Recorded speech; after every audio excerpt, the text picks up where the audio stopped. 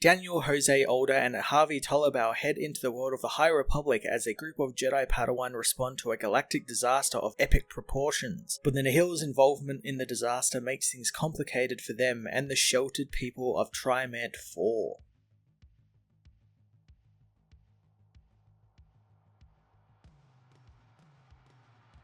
Daniel Jose Older introduces us to some fun new characters this issue, tying the story back to the great disaster the High Republic is all based around, exploring that despite the disaster being long over, there are still residual effects felt throughout the galaxy, and it's up to the Jedi to help stop them and help the people out. I have enjoyed the different, more relaxed take on the Jedi Order throughout this era, and again, it's showcased wonderfully here with the Padawans just kind of being allowed to be part of the rescue and left to their own devices by Yoda and Master Buck, something prequel era Padawans would seldom be allowed to do without their master being there front and center and leading them and teaching them. I enjoyed the story focusing on the two new characters of Lula Talasola and Zine Marala, both who are from opposite ends of life and have opposite beliefs on what the Force is and should be, yet find themselves converging together in a time of need to stop a common threat, something which I really enjoyed, and I'm looking forward to seeing that story continue in the next issue.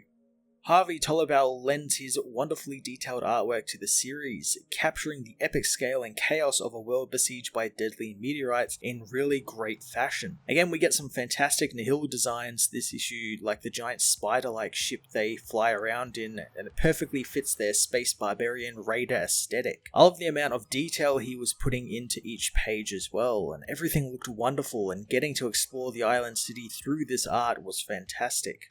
Star Wars The High Republic Adventures Issue 1 was another great installment into the High Republic era, again delivering a fun, action-packed Padawan-centric issue that introduces us to some great new young characters and sets up some interesting plots for the heroes in future issues. I'm going to give this issue a 9 out of 10.